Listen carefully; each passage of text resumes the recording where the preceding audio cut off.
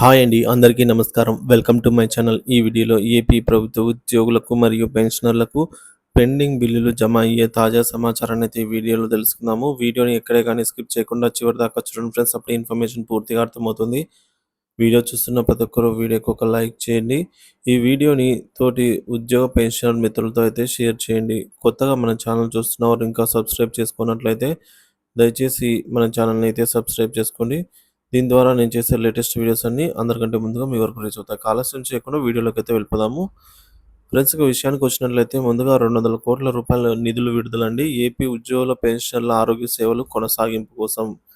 ఇక ఏపీజీఎల్ఐ సమాచారం విషయానికి వచ్చినట్లయితే ఫైనల్ పేమెంట్స్ లోన్ మంజూరు కోసం ఉపాధ్యాయులు వ్యక్తిగత లాగిన్లో సబ్మిట్ చేసిన తదుపరి డీడీఓ లాగిన్లో సబ్మిట్ చేయడము, ఆ తదుపరి ఏపీజీఎల్ఐ కార్యాలయంలో 3 స్టెప్స్లలో అప్రూవల్ పొందిన తర్వాత తిరిగి డీడీఓ లాగిన్లోకి రావడం జరుగుతుంది. డీడీఓ గారు సిఎఫ్ఎంఎస్లో మేకర్ను క్రియేట్ చేసి హెడ్ ఆఫ్ అకౌంట్స్ని సెలెక్ట్ చేసుకొని ఫైల్ సబ్మిట్ చేయవలను. తదుపరి సిఎఫ్ఎంఎస్కు వెళ్ళడం జరుగుతుంది. సిఎఫ్ఎంఎస్ నుంచి ఉపాధ్యాయుడు అకౌంట్లో జమ అవుతుందన్నమాట ఆ అమౌంట్. కాబట్టి ఉపాధ్యాయులందరూ కూడా ఫైనల్ సెటిల్మెంట్ అలాగే లోన్లు పెట్టిన వారంతా కూడా ఒకసారి స్టేటస్ చెక్ చేసుకొని ఏ స్టేజ్లో ఉందో తెలుసుకొని దాన్ని ప్రాసెస్ చేయించుకునే దానికి ప్రయత్నం చేయవలసిందిగా మనవి. ఇక ఈహెచ్ఎస్ పోర్టల్‌లో డీడీఓ లాగిన్‌లో మొబైల్ నంబర్‌కు ఓటీపీ కాకుండా కాంటాక్ట్ అడ్మిన్ అని వస్తున్నవారు ఈ సమస్యను ఈహెచ్ఎస్ వారికి మెయిల్ చేస్తే ప్రాబ్లమ్ అయితే సాల్వ్ అవుతుంది. డీఏడీఆర్ వాస్తవ పరిస్థితి అండి. సో, డీఏడీఆర్‌లు 18 నెలల చెల్లింపులు జరగాల్సింది. మొదటి వాయిదా సెప్టెంబర్ 2023. సో, 3 సమాన వాయిదాల్లో అయితే చెల్లింపులు జరగాలండి. సో, రెండవ వాయిదా వచ్చేసి 2023 డిసెంబర్‌లో, మూడవ వాయిదా 2024 మార్చ్‌లో. కానీ జీవో విడుదలైనప్పటికి కూడా ఇవి ఇంకా చెల్లింపులకైతే నోచుకోలేదు. అలాగే 11వ పీఆర్సీ బకాయిలండి. ఇవి క్వార్టర్లీ వన్స్ 4 ఇయర్స్‌లో అయితే జమ కావాలి. సో, ఫస్ట్ 2024లో 10% తర్వాత 20, 30, 40 ఈ విధంగా 27 కల్లా 100% అయితే పూర్తిగా జమ చేస్తామని జీవో జారీ చేయడం జరిగింది. కానీ ఇందుకు సంబంధించి బిల్లులు అప్‌లోడ్ చేసుకోవడానికి ఇంకా సిఎఫ్ఎంఎస్‌లో ఎనేబుల్ చేయలేదు. చెల్లింపులు చేయాలని ప్రభుత్వం అయితే నిర్ణయం తీసుకుంది. ఇక పెన్షనర్లకు పీఆర్సీ అరియర్స్ జీవో నెంబర్ 106 ప్రకారంగా 4 సమాన వాయిదాల్లో చెల్లింపులు జరగాలి. కానీ ఇంతవరకు చెల్లింపులు జరగలేదు. ఇక పెన్షనర్లకు జీవో ఇచ్చినప్పటికి కూడా అమలు కాకపోయేసరికి తీవ్ర నిరాశ చెందారు. డీఏడీఆర్ అరియర్స్ ఎక్కడ గాని జమ కాలేదు. డీఏడీఆర్ అరియర్స్ అమౌంట్ వచ్చేసి 700 కోట్ల పైనే ఉన్నట్టు సమాచారం. సో, పెండింగ్ బకాయిల లిస్ట్ ఒకసారి చెక్ చేసుకున్నట్లయితే డీఏడీఆర్ 11th PRC arrears, medical reimbursement bills, GPF, APGLI, GIS, TA ఇతర బిల్స్ అని పెండింగ్‌లో ఉన్నాయన్నమాట. ఫినాన్షియల్ డిపార్ట్మెంట్ వారు గౌరవ సీఎం గారికి శ్వేతపత్రం సమర్పించిన తర్వాత సమీక్ష తర్వాత ఐఆర్, డీఏ బకాయిలపై నిర్ణయం అయితే తీసుకుంటారనేది తాజా సమాచారము.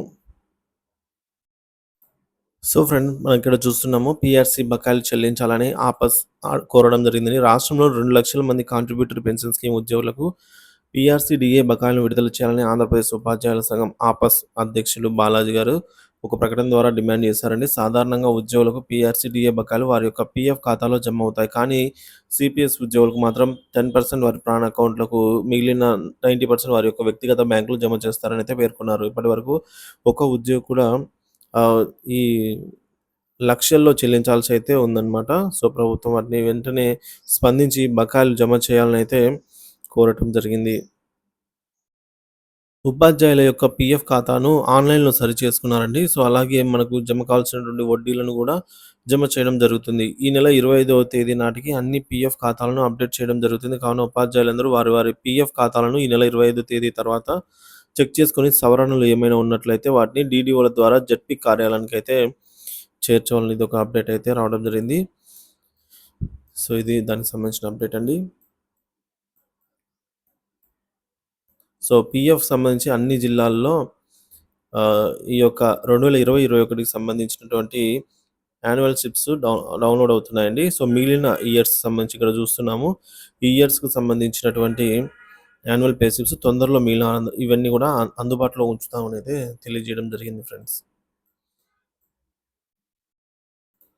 ఫ్రెండ్స్, మరొక అప్డేట్ ఏంటంటే ఏపీ ఉద్యోగుల ఉపాధ్యాయులకు మరియు పెన్షనర్లకు సంబంధించినటువంటి డీఏ, డీఆర్ అరియర్‌లలో కదలిక అయితే వచ్చిందని అయితే చెప్తున్నారు. సో, అతి త్వరలో ఒక 2 ఇన్‌స్టాల్‌మెంట్‌కి సంబంధించినటువంటి డీఏ, డీఆర్ అరియర్స్ అయితే జమ కాబోతున్నాయనేది తాజా సమాచారం అండి. జెడ్పీపీఎఫ్ సైట్‌లో ప్రస్తుతానికి 8 జిల్లాల యొక్క పీఎఫ్ పే స్లిప్స్ మాత్రం డౌన్‌లోడ్ అవుతున్నాయి. సో, 2021 వరకు అప్డేట్ చేయబడినవి వస్తున్నాయి. మిగిలినవి త్వరలోనే అప్డేట్ చేస్తారనైతే సమాచారము. ఫ్రెండ్స్, రీసెంట్‌గా మనకు కొన్ని రకాల లీవ్ బిల్స్, సాలరీ బిల్స్ అయితే క్రెడిట్ అయ్యాయండి. సో, దానికి సంబంధించినటువంటి అరియర్ బిల్స్ మరియు సప్లిమెంటరీ బిల్‌కి సంబంధించి అమౌంట్ అయితే క్రెడిట్ అయినాయి. సరెండర్ లీవ్ బిల్లులకు అమౌంట్ ఇంకా క్రెడిట్ కాలేదు. వాటికి చాలా సమయం అయితే పడుతుందనైతే చెప్తూ ఉన్నారండి ఇంకా. ఫ్రెండ్స్, ఏపీజీఎల్ఐ సమాచారము ప్రీమియం అమౌంట్ ఎన్హాన్స్‌మెంట్ క్లారిఫికేషన్ కోసం ఇక్కడ మనం చూడొచ్చు. ప్రతి ఉద్యోగి ఏపీజీఎల్ఐ ప్రీమియం అమౌంట్‌ను తన యొక్క బేసిక్ పే ఆధారంగా ప్రభుత్వం నిర్దేశించినటువంటి స్లాబ్ రేటు ప్రకారం తప్పనిసరిగా జీతం నుంచి డిడక్ట్ చేయవలెను. మన బేసిక్ పేకి నిర్ధారించినటువంటి స్లాబ్ రేటు 800కి తగ్గకుండా ఎంతైనా ఉండవచ్చు. బేసిక్ పేలో 15% లోపు. ఉద్యోగి తాను స్వచ్ఛందంగా ఏపీజీఎల్ఐ ప్రీమియం అకౌంట్‌ను తన యొక్క బేసిక్ పేకి 15% మించకుండా పెంచుకోవచ్చనమాట. ఇది ఉద్యోగి యొక్క ఇష్టము. కంపల్సరీ అని ఏం గాదు. సో, మనం బేసిక్ పే అనేది రూ. 23,780లో 15% అనగా 3,506.67 మించకుండా ఏపీజేఎల్‌లో అమౌంట్‌లో ఎన్హాన్స్ చేసుకోవడానికి అవకాశం అయితే ఉందండి. ఉద్యోగి యొక్క ఏపీజీఎల్ఐ ప్రీమియం అమౌంట్‌ను బేసిక్ పేలో అయితే 8% కంటే ఎక్కువ అమౌంట్ ప్రీమియంగా చెల్లించాలి. అంటే తప్పనిసరిగా సివిల్ అసిస్టెంట్ సర్జన్ నుంచి పొందినటువంటి గుడ్ హెల్త్ సర్టిఫికేట్‌ను నెలలోపు జారీ చేసినది తప్పనిసరిగా అప్‌లోడ్ అయితే చేయవలసి ఉంటుంది. మన యొక్క బేసిక్ పే అనేది రూ. 23,780 ఉన్నట్లయితే అందులో 8% 1900 అమౌంట్‌ను కంటే ఎక్కువగా ఏపీజీఎల్ఐని పెంచుకోవాలంటే నిధి పోర్టల్‌లో గుడ్ హెల్త్ సర్టిఫికేట్‌ను తప్పనిసరిగా అప్‌లోడ్ చేయవలెను. అట్లయితేనే మనకు ఈ రూ. 2 బేసిక్ 23,780 ఉన్న వారికి ఈ సర్టిఫికేట్ అయితే అవసరం లేదు. ఏపీజీఎల్ఐ క్లోజర్స్ లోన్స్‌కు సంబంధించినటువంటి కార్యాలయం వారు బిల్లులు వెరిఫై చేయడంలో సమయం పడుతుంది. ఇప్పటికే సీఎఫ్ఎంఎస్‌కు సబ్మిట్ చేయబడినవి అప్లికేషన్‌లు రాష్ట్ర వ్యాప్తంగా వేల సంఖ్యలో అయితే ఉన్నాయి. ఏపీజీఎల్ఐ చందాదారులో ఏ ఒక్కరి అకౌంట్‌లో కూడా అమౌంట్ అనేది క్రెడిట్ కాలేదు. సో, ముందుగా ప్రభుత్వానికి కోరవలసింది తాత్కాలిక బడ్జెట్‌లో అయినా క్లోజర్‌ను సంబంధించినటువంటి కొంత బడ్జెట్ కేటాయింపు జరగాలని. సో, సీఎఫ్ఎంఎస్ వ్యవస్థలో బడ్జెట్ కేటాయింపు అనేది పేపర్ మీదనే ఉంటుంది. వాస్తవానికి ప్రభుత్వానికి ఏది అత్యవసరమైతే ముందుగా వాటికి నిధులను ఖర్చు పెట్టడం జరుగుతుందనమాట. రాష్ట్ర ఆర్థిక పరిస్థితి బాగోలేకపోవడంతో ప్రభుత్వం తాత్కాలిక బడ్జెట్‌ను ప్రకటించడానికే ఆలోచించవలసిన పరిస్థితి అయితే ఉంది. ప్రస్తుతానికి ప్రభుత్వానికి ఉద్యోగులు సానుకూలత తెలిపి నిదానంగా వారికి రావాల్సిన బకాయిలను రాబట్టుకోగలగాలి. వాస్తవానికి ప్రభుత్వ ఉద్యోగులకు రావాల్సిన జెడ్పీపీఎఫ్, ఏపీజీఎల్ఐ, సరెండర్ లీవ్ బకాయిలకు సంబంధించిన వివరాలను సంబంధిత శాఖల నుంచి తెప్పించుకుంటూ ఉంది. ఆ లెక్కలు కేవలం ఎంత బకాయిలున్నాయి అనే వివరాలు చూడడం కోసమా, లేక కొంత అమౌంట్ అయినా విడుదల చేయడానికా అనే విషయాన్ని కొద్ది రోజుల్లో తేలనుంది. సంఘ నాయకులు సంబంధించి అధికారులు కలిసినప్పుడు వారు కొంత సానుకూలకంగానే మాట్లాడటం జరిగింది. ఏది ఏమైనప్పటికి కూడా ఇప్పటి పరిస్థితుల్లో ఒత్తిడి ద్వారా కాకుండా లౌక్యత ద్వారానే ప్రభుత్వం నుంచి బకాయిలు రాబట్టుకోవడం మంచిదనైతే చెప్తున్నారు. సో, అక్టోబర్ మొదటి వారంలో రానున్న ఏపీజీఎల్ఐ సాఫ్ట్‌వేర్ అండి. ఏపీజీఎల్ఐ రాష్ట్ర సంచాలకులు శ్రీ శ్రీనివాస్ గారు వెల్లడించిన వివరాలేంటంటే, అక్టోబర్ మొదటి వారంలో రాష్ట్ర వ్యాప్తంగా ఏపీజీఎల్ఐకి కొత్త సాఫ్ట్‌వేర్‌నైతే లాంచ్ చేస్తాము అనైతే చెప్పారు.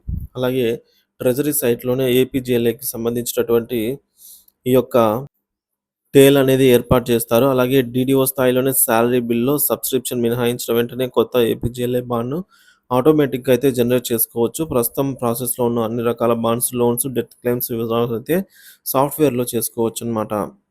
So, restored CFMS logins now can able to process bills అండి.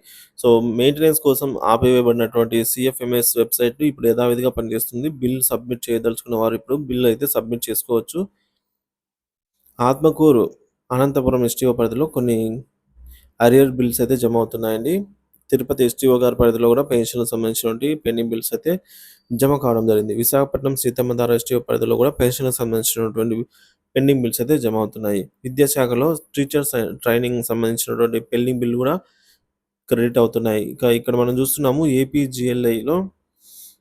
సో, ఏపీజీఎల్ఐ అమౌంట్ పెంపుదల ఎన్హాన్స్ చేసిన వారు కొత్త బాండ్స్ అప్లై చేసుకునే దానికి నిధి ఏపీసీఎఫ్ఎస్ డాట్ సో, ఈ వెబ్‌సైట్ అండి. సో, ఈ వెబ్‌సైట్ ఇండివిడ్యువల్ లాగిన్‌లో అంటే మన యొక్క వ్యక్తిగత లాగిన్‌లో తిరిగి టెయిల్ అయితే ఎనేబుల్ చేయడం జరిగింది. సో, ఈ విధంగా అయితే ఉందన్నమాట.